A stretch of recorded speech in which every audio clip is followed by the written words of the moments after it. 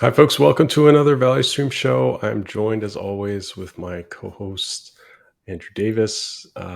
Andrew, today we're going to talk about cybernetics, which is something we're big fans of. And hopefully, we can kind of share that with the audience here. I think it's it's one of these areas that we get excited about because there's a lot of history to it. There's a sense of a thread that's been kind of woven through knowledge work for a very long time. But let's start at the basics. What is cybernetics? So cybernetics is a movement that started in the 40s and had a lot of strength and life through the 70s and started to taper off probably in the mid 70s or so. But it was an interdisciplinary movement. It arose literally during the heat of World War II in the United States, with discussions from a couple of mathematicians, a guy named Norbert Wiener, a guy named John von Neumann, with a doctor, and I'm forgetting his name right now, but a Mexican doctor. And they were in the United States, but then also in Mexico, because some of the work had to be done. It was being done with people from multiple different nationalities, from folks in Europe and so forth. And there was some sensitivity, national security sensitivity. And so some of this discussion was actually done in Mexico. So it started as this basically just casual discussions among very highly educated friends. These were professors, and so professor of medicine, professor of mathematics. And this was in the days when electrical engineering was just starting to arise as a discipline. So in the 40s, we'd had really just a handful of decades of success with taming electricity to do magical things. So originally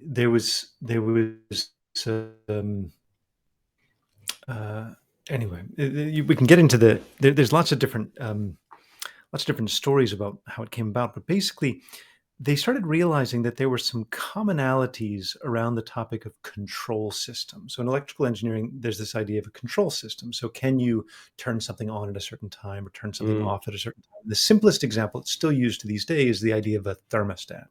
yeah. If the room gets too hot, it tips over. In the old days, I had a house with a mercury thermostat, right? Something gets a bit hot and then it tips over this way and turns on the air conditioning. And then the air conditioning blows for a little while, the mercury condenses and tips back and turns off the switch, right? Um, and similarly with the heater, right? If it drops below a certain level, turns the heater on, and then it turns off once it hits a certain level. So that's an example of a control system. The control system, turning it on, turning it off, based on detecting. And so there was a challenge. One of the projects that Norbert Wiener ended up working on was targeting systems for the U.S. military for Hmm. guns firing at aircraft.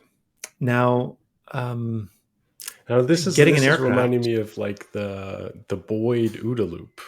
Is this around the same time that we have kind of like the OODA loop show up where we're talking about tracking something and then adjusting?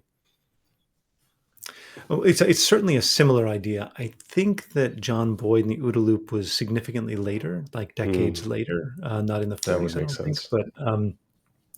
Uh, but anyway, so it's hard enough problem to get a plane to fly, right? It's a hard enough problem to get a gun to shoot, or to target even a static target. Hmm. Even targeting something that's static, you have to calculate.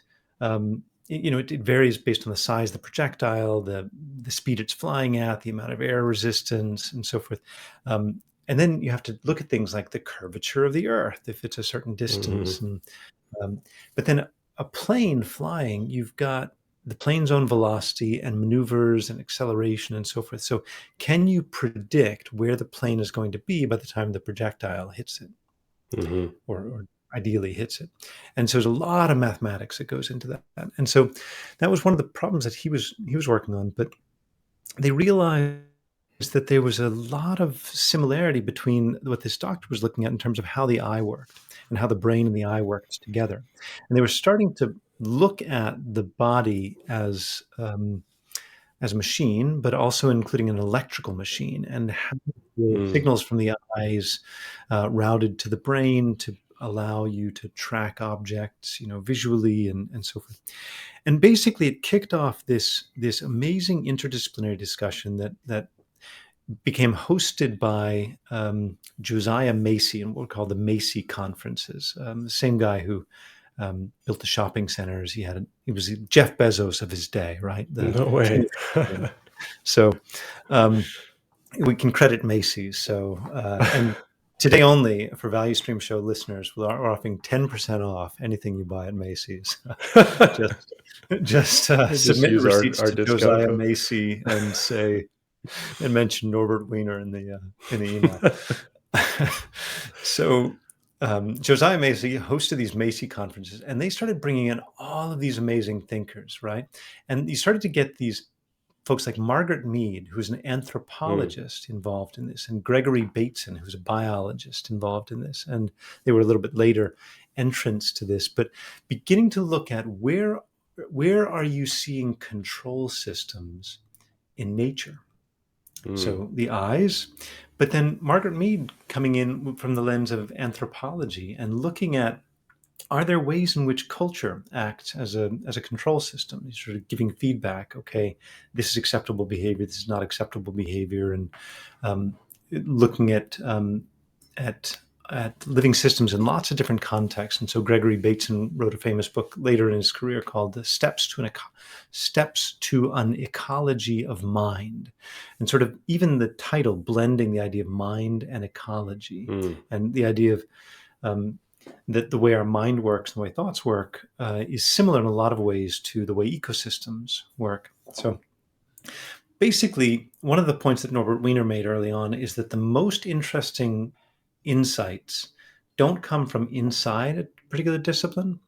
They come at the boundaries, the liminal space between different disciplines. And that already in Mm. his day, in the 40s, things were hyper specialized. So you would never have an electrical engineer talking to a mathematician, talking to an Right. anthropologist. Just didn't happen. Um, and so, but at the liminal space, the boundary between these different disciplines, um, you get these really interesting ideas. Thomas Kuhn, with the Structure of Scientific Revolutions, he talks about normal science. That normal science, when it becomes institutionalized, you only make these very incremental improvements. But it's Because when, it's like micro optimized and and hyper because you've got a, focused. and because you've got cultural pressure that says this is the Oh, language we right. use, these are the beliefs we have as scientists. There's peer pressure. There's Hmm. significant peer pressure. You put forward a certain theory and you get laughed out of the lab. And so Right. there's still to this day, various dissident scientists trying to, who get shunned by their colleagues because their ideas are too far fetched. And usually, often they are crazy, but sometimes Hmm. they're proven right. And Right. and and so goes the progress of science. So anyway, cybernetics really thrived as a discipline, and there was a lot of math in it. And one of the and but they of the way that um, the world worked, and there was a guy named Stafford Beer, a very famous cybernetician, who spent a lot of time studying organizations and how organizations worked, and was an advisor to the government of Chile and so forth. Um, and so, even thinking about an organization as a cybernetic entity, and one of the characteristics, a simple way to understand cybernetics, modern language, is cybernetics is all about goal seeking behavior. Goal seeking behavior. Think about a thermostat, it's seeking to keep the temperature within a certain range. That's the goal. And as you've got, um, so you think what systems are characterized by goal seeking behavior? Well, targeting systems for guns and Hmm. the eye tracking something, but also every living organism characterized by goal seeking behavior, seeking um, to stay alive, Right. to reproduce its ideas, to find friends, to eat, to defecate, whatever. You got goals, and you're cycling through them on an ongoing basis. But when you get people together, you know, let's say you and I want to go have lunch someplace. Well, I've got to buy plane ticket to Toronto, and we could select this one. But even two people together, you can have collective goals, you can have team Right. goals, you have organizational goals, you can have market goals, right? And so it is such a generalizable problem. Now, um, I'll descend from my soapbox momentarily, but so this question of sounds like a great discipline, sounds really fascinating. Where did it go? How come nobody talks about it? Hmm. Where do you go to get a degree in cybernetics these days? Cybernetics gave rise to many, many other disciplines, including robotics, machine learning, computer science, being probably the three most famous. And it informed the disciplines of sociology and anthropology and a bunch of other disciplines. But it became um, less and less and less common um, as a domain in and of itself. Why? Well, because again, people hyper specialize, Hmm. and you know, you can only know so much about all goal seeking behavior, right? You can be a generalist, but it's hard to get a job as a generalist. Certainly, if you're a professor or in a university, universities hire specialists to teach specialized courses, and so cybernetics as a transdisciplinary domain or discipline became specialized. Again, broke down into specialties. So the reason, and I guess I'd love to get your thoughts on why you and I decided to dust off this topic, pull it out of the stacks, the deep archives of popular awareness, is because again these days I think we need interdisciplinary and transdisciplinary approaches to understand a lot of the problems of our time. Like Hmm. I have a background in software development, but we're, I think, kind of generalists. We flirt a little bit with software development, business development, with psychology and these kinds of things. And there's a bunch of problems you just can't, computer science doesn't have the answers to a whole lot of the actual problems that people face in business. And neither do business schools necessarily equip people well for a lot of the problems you'll face with technological teams and systems. But yeah, what are your thoughts on Yeah, just well, I think that I mean that was an incredible tour, and I admire your ability to retain all of these names of contributors and their domains. That was fantastic. I I think that it appeals to us and certainly myself, because I really find myself often gravitating towards those liminal spaces, those spaces between disciplines where it seems like things break down and things get really hard and complicated, and trying to better understand how to bridge those gaps. And I think, when I think about what the value of something like cybernetics is there, uh, is almost the inverse of where I see alignment of goal seeking, right? In alignment of goal seeking, what you have to do is when you have two individuals, they have their own goals. To get them to kind of agree, you have to go up, right? To like, what's the higher level goal that we're pursuing here, and how do we sort of like align to that, and that will kind of help us bridge the gap between where we are. And I see cybernetics as kind of the opposite, like a foundation where you could take these different domains like machine learning, um, robotics, um, and collaboration, and sort of drill down into like what is common across all these things, and what kind of applies at a more universal level that we can kind of borrow. And then there's learning over here, because these things kind of advance at different rates. Some of them leap forward, and all of a sudden there's an opportunity to sort of borrow from that advancement elsewhere. And it can be, I find, very difficult to go laterally. Uh, but if you think about, okay, well, what is the foundational aspect of this that is more portable, right? We think about things like principles all the time because principles are a little bit more universal. They don't necessarily have to fit a specific domain. They kind of apply in many different contexts because they're kind of lower level. So I find a lot of value in that. When I think about the business value of something like cybernetics, I think about feedback mechanisms and I think about, okay, feedback is largely about observing what has happened. In some cases, we're talking about the very, very near future, the almost immediate future. But that's all kind of the serving a long-term goal of like, okay, we want to understand the past so that we can understand the present, so that we can sort of like predict and simulate.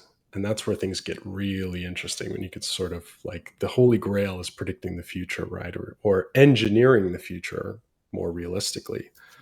But I think understanding data, feedback, processing it effectively, making decisions in pursuit of a goal is very relevant to businesses. And um, they're definitely not going to dip into cybernetics to solve that problem. But I think that all the really valuable, actionable, and practical applications that they're looking for are anchored in these concepts like cybernetics. So I think there's a lot of value in kind of going back to what is this really about because it helps apply in different contexts. I would chime in that there's another aspect that appealed to me in thinking about cybernetics, which is this um, dispelling the false boundary between humans and living things and Mm, computers and the way that they operate. Obviously, I definitely would not say that, so there's a tendency to always to use the latest, most sophisticated technologies of that time to explain people and things. So there's a lot of people have said, "Oh, the human brain is like a computer," and there are mm, certainly similarities. And Pascal said, the humans like a clock, humans like a house. It's like you use these technologies of your era to understand, um, you know, understand what is most close to us, which is our minds and ourselves and so forth. But nevertheless, one of the most powerful things that cybernetics did is that it erased this division between bio. It was one of the first movements that really erased this division between biology and electrical engineering and so forth in terms of using information. And mm, so we'd already looked at the humans as a machine in terms of the biological capabilities, how your joints and muscles work. Sorry, in terms of the mechanical capabilities, how your joints mm, and muscles work. But now looking at humans in terms of the information processing capabilities of humans and parts of the mind like the eyes and so forth, and finding commonalities between that. Now, those lines are now more blurred than they ever have been with things like mhm, generative AI passing the Turing test. Basically, I think you can now say that computers pass the Turing test because mhm, you can have an ongoing conversation and not be sure. You can spend a long time in conversation with a generative AI system and not know if it was a person on the other end or not. And Just a funny uh, anecdote on this. A friend of mine worked for a company 10 years ago that claimed that all of their stuff was done using AI, but it was actually a call center in the Philippines that was like answering all the questions. And so I don't know. I think that's called an inverse Turing test, right? Convince people that it was a computer when actually there's people behind the scenes. But clearly the boundaries between people and computers are blurring. But I think what's most important is that there is still culturally, in terms of the paradigms that we're operating with, the way we're thinking, we still think humans are one thing and computers are another thing. And what that does is it causes us to fail to understand when we implement a computer system how much change the humans need to make, right? Or we fail to understand how much a little change in the technology could help the humans to Mm, act in different ways, and that we are all cyborgs, and that's where the term comes from, cybernetic organism. So cyborg was a portmanteau before DevOps was the coolest portmanteau around. There was cyborg, right? Cybernetic organism, which means an organism that is augmented by technology. mhm. Now, which of us, who among us are augmented by technology? All of us, right? Yeah. I sit down at lunch and my wife asks me a question, and I'm like, well, the answer to your question is, A quickly Google Google away. Yeah. one. So, and I feel very proud, right? Because I'm intelligent enough to Google something, but my intelligence is dependent on technology. Mhm. My memory is augmented by technological tools. My ability to communicate is augmented by technological tools. My ability to process, calculate, compare, augmented by technological tools. And now generative AI, basically not just augmenting, but extending, enhancing, Mhm. speeding up, and so forth, for better or for worse. But we are currently living in a science where humans and technology and information transfer are tightly intertwined. But I don't think that our paradigms of how we think the world is operating have quite caught up with that. And I think that going back to these transdisciplinary domains, cybernetics, where it's blending and blurring, you know, information processing, data processing, biology, psychology, sociology, and so forth, we really need to refresh and build a holistic understanding of the world that Mhm. is informed by the similarities between these domains. And it's not to say we don't need specialists. We certainly need specialists in sociology and machine learning, whatever else, but we all need to be generalists, right? Like we all need a certain level of knowledge about health and diet. We all need a certain level of knowledge about technology. We all need a certain level of knowledge about cybernetics and how there are commonalities in how any goal seeking behavior operates. Any entity that is pursuing goals operates in very similar ways. And that's kind of how it intersects back with value streams. So I don't know. Do you want to take a stab at how cybernetics intersects with value streams? Yeah, well, that's I think passing it through, our 3 lenses helps do that, like, we talk a lot about clarity, value, and flow, and I think that if we put that in the context of cybernetics, and this is one of the things that I think really caught our attention and got us diving into cybernetics is that, goal-seeking behavior is the pursuit of value, right? The identification and the pursuit of value, the flow being the activity that is the seeking, and then clarity really closing the loop and being very clear about, this is what we expect to happen. When we act, we process the feedback that indicates whether we are achieving our goal, making progress, or not. And I think that's really underpinning a lot of the technological advancement and what we see as potential in the space. You look at something like reinforcement learning, where a computer can learn to play a video game in a matter of minutes, by analyzing what happens, how it fails, right? How it fails in trying to do different things and getting closer and closer to achieving the goals. And that's a very simplified example, but I think it really helps in organizations to try to think about what are the cybernetic mechanisms inside the organization that we bump up against all the time, like incentives, and where there are broken feedback loops, where we are seeking a specific value or pursuing a specific value, and it's not possible for us to get timely feedback, clear feedback, applicable feedback, and that is a very frustrating experience.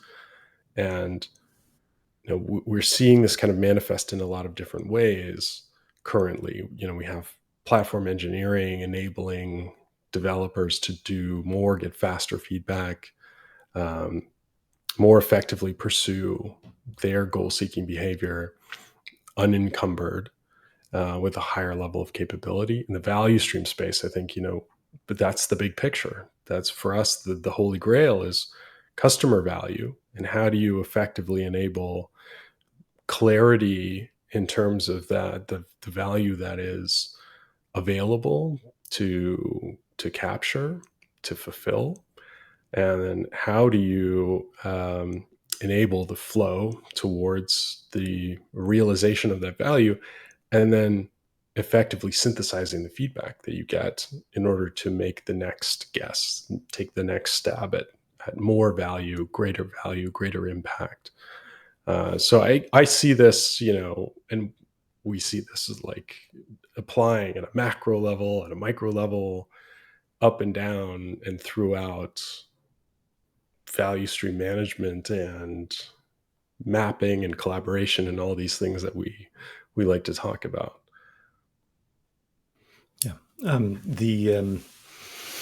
This idea of clarity, value, and flow are essential elements in any goal-seeking behavior, any goal-seeking system. The clarity is just the awareness of, where you are, where the target is, what's going on. So for the value is what is the incentive that, well, the value basically from within the clarity, within the landscape you're seeing, what is of interest, what is valuable, what's positive Mhm. value, what's negative value. The flow then is the executing of the behavior. So the characteristic of cybernetics that it's applicable at every scale, that you can use cybernetics to look at the behavior of atoms. Not that they have an Mhm. intention, but there certainly is a valence, a polarity, and you can use it to look at cells. You can use it to look at tissues or smaller organisms. You can use it to look at humans or teams or organizations or inanimate systems and so forth. And of course, different dynamics appear at all those scales, and of course, you can't reduce and simplify everything in just down to one thing. But you can build an intuition about how Mhm. things work that can approximate reasonable answers at all of those scales. And I think one of the things that came out really in your and my dialogue on this stuff, at some point I realized I was coming to insights that I would not have had without you, and you were coming to insights you would not have had Mhm. without me. And that's always the way that dialogues go, right? That there's some emergent layer. There's a group entity that's coming out where the two of us were smarter than either of us individually. Um, and one of the one of our theses for the book that we're working on is that there is a big problem with scale, and that intelligence doesn't necessarily scale very well, and that you can take two or five or 10 or 100 very intelligent people, but the group intelligence, but they can, unless they're very well coordinated and they're communicating very well and they've got very good conditions for clarity and discerning the value and acting in flow, you can have incredible stupidity arise at scale. And by stupidity, I just mean the inefficiency that comes from everybody not quite knowing what's the Right. next best action, what's the Like a right thing lack to of do, a coherence lack and of a lack coherence, of clarity, and yeah, the right? obscurity of So if value. I'm going and right. And to give a very simple example of intelligence, if I remember that, okay, you know, if I want to eat some crackers, they're stored in this cupboard in the house, right? So if I know that, if I remember that, then my goal is to get crackers. I need to navigate the house and so forth. If my memory is failing, or if I'm very confused, or something's going wrong with my mind, I can still get the job done. It's just going to take me a lot longer. It's going to be a much more inefficient process. I'm going to be looking at all the places and trying many things, and a lot of inefficiency. And I think what we see in organizations is a lot of inefficiency, where the organizations are probably 10% as efficient as they could be, Mhm. if they were better coordinated. And how is it that they can reclaim the potential, claim or reclaim the potential for intelligence at scale? By Mhm. thinking about these things in a simple way, like using, for example, clarity, value, and flow. I guess the last point I'll chip in here is just like you and I, when we were in dialogue, there's a new emergent understanding that comes between us. There is a collective intelligence. So when you get a group of 5 or 10 people in dialogue, you can get new emergent collective understandings that arise that yield insights and intelligence that none of the individual people have on their own.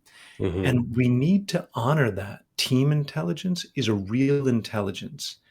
Yes, there is no team intelligence without the individuals, but there's also no human intelligence without the neurons.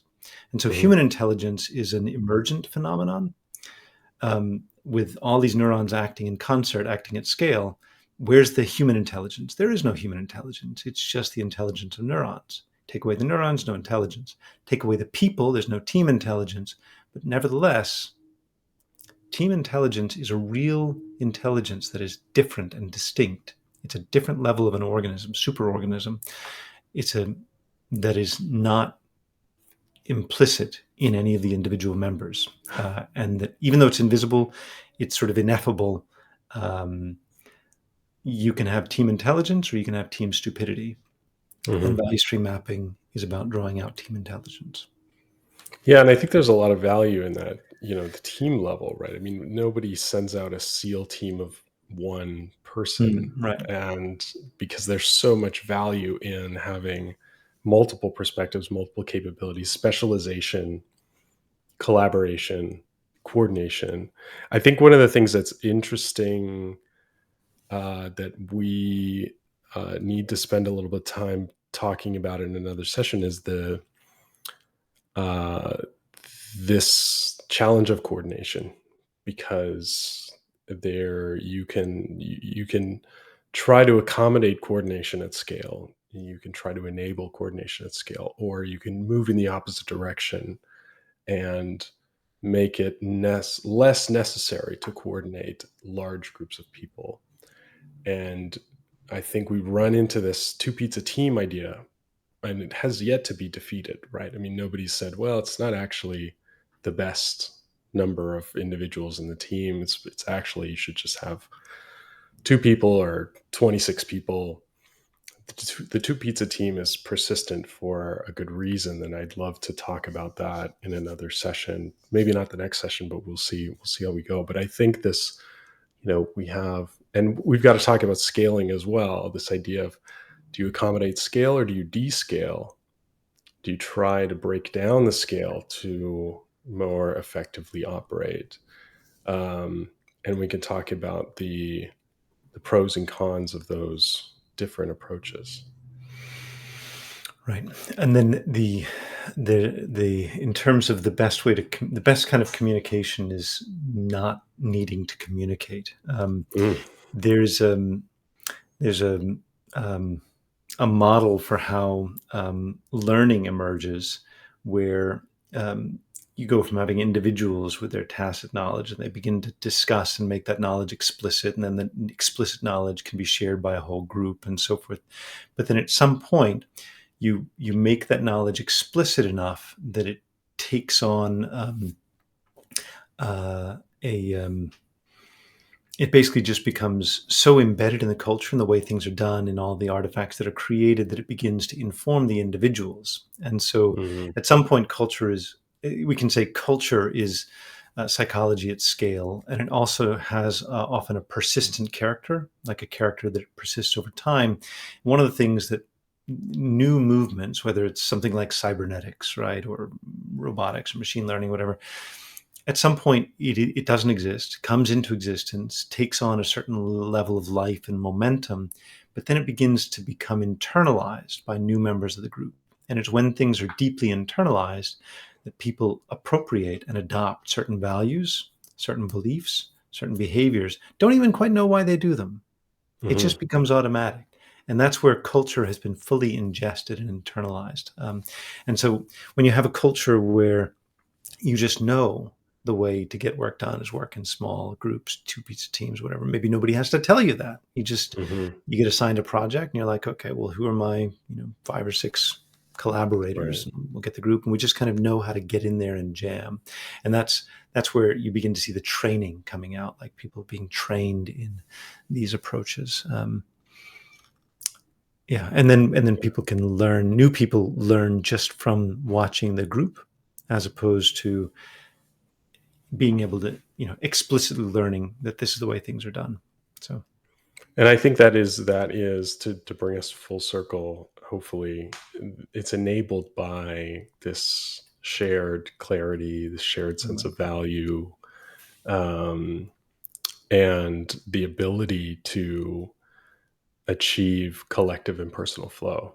I think there's a lot that is behind that. Like, I talk to folks at these highest performing organizations all the time, and they will tell you, oh, there's no standard team size. There's no standard um, way of doing things. No standard processes. No rituals. Um, Everybody can use whatever they want, but we invest in, the best way that we've found to do things, and people will likely use that because of how easy it is and how capable it is.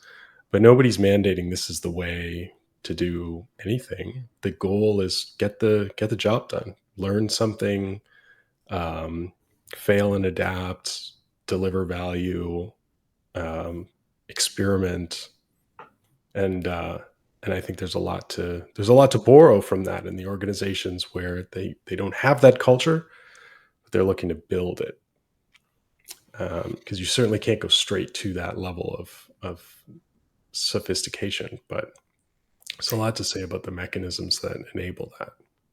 And it may be, though, that sometimes it's the case that people feel like there's no rules and there's no processes and there's no standards and so forth, because the processes are implicit and they're Right. embedded in the tools and they're embedded in the way of working. And, you know, like if I say in my house, are there rules about how I should move between the rooms? Yeah. No, there's no rules. But Right. there are certain places where there's walls, and there's other places where there's doors, and you just find yourself predictably walking through the doorways, right, That's right. and Yeah. not walking through the walls. And so sometimes the culture is actually embedded in the artifacts and the Mm, systems, and it's yeah. embedded in the values, for better, again, for better or for worse, and Hmm. it becomes invisible to the participants. And like if you ask people, "Tell me about your culture," and they're like, "We don't have a culture." What do you do? Well, we just do the normal stuff. You just do what you're supposed to do.